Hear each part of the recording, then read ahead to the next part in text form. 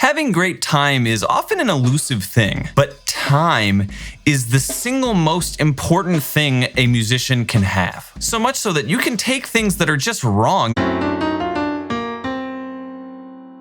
play it with great time, and it might sound strange or weird.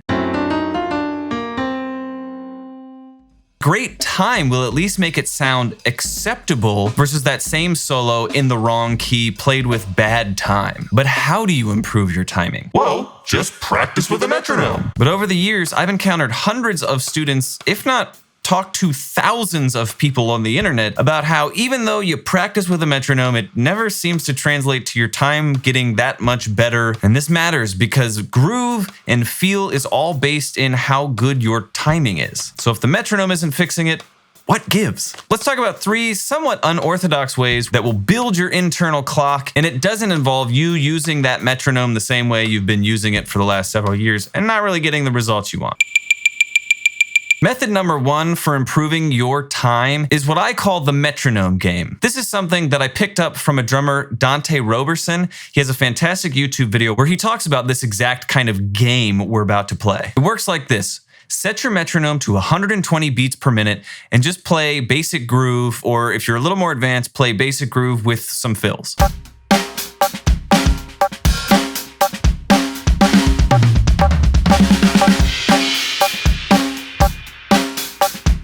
Once you're used to that tempo, 120 beats per minute, and everything's feeling good, it's locking in, go ahead and take your metronome and cut it in half from 120 to 60. Now play to the metronome again, but continue playing the same material you were playing at 120 beats per minute.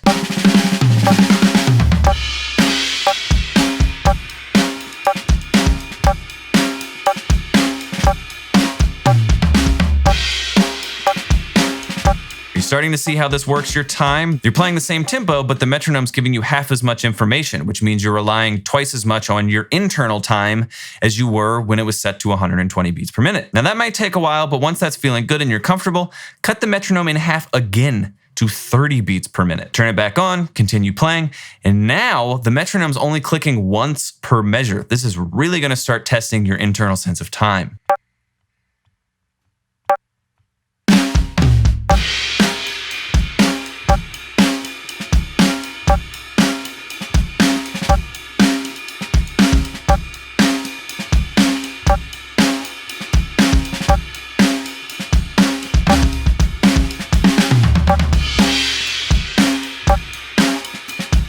This game really helps build your internal sense of time because it's still using a metronome to help you along, but it's forcing you to use your own internal clock just as much as you're using the metronome, if not more so. If you want to make this even more difficult, when you go from 120 down to 60 beats per minute, instead of thinking of that 60 beats per minute as beats 1 and 3, you could think of it as 2 and 4.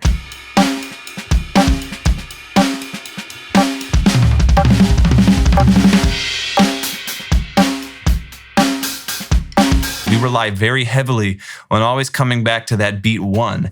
And when you take that beat 1 away, and the metronome is starting to give you your reference as beat 2 or 3 or 4, it's gonna be a really tough workout. Method number 2 for building up your internal sense of time is a free web app called rhythmbot. This web app is free. You just go to the website and you can start using it. And it's created by JP Pouvet and I think a former student of his. Now, JP has an in-depth video on YouTube I'll link below, so I'm not gonna go into the whole thing. But basically, this website uses AI to randomly generate sight reading rhythms.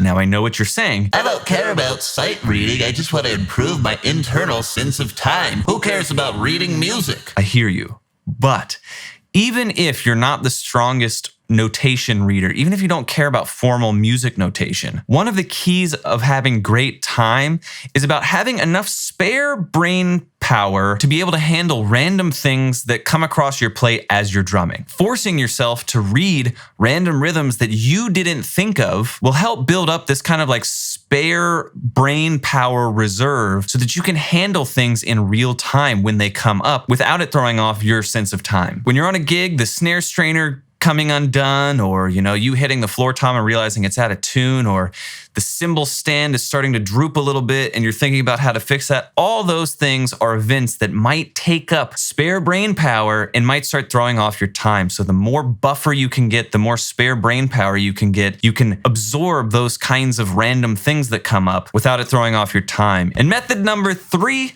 is dropout metronomes or non-static metronomes. Now, I discovered dropout metronomes from a professor I had in college. He told us a great way to work on your time is go into GarageBand, set up a loop that, gives you time for 3 bars and then drops out on the 4th bar and plays nothing.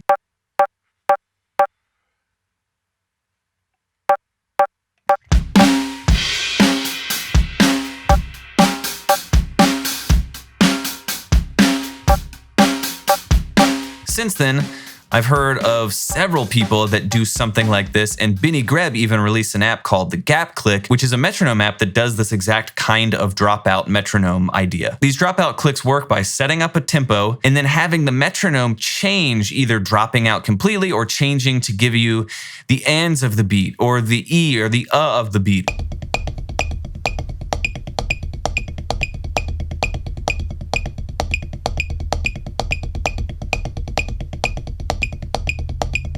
And that change from the metronome giving you easy quarter notes that you're comfortable with to accenting some other part of the beat is going to test how well you can keep quarter notes going internally without being thrown off by the metronome changing. So if you're interested in these dropout clicks, you can download the ones I created back in college in the link below, or you can buy Benny Greb's Gapclick, which I think is $4 or something in the App Store and is very well worth it because it's so easy to use. Or you can set up your own kind of metronome drop click thing by using GarageBand, Pro Tools, Logic, whatever.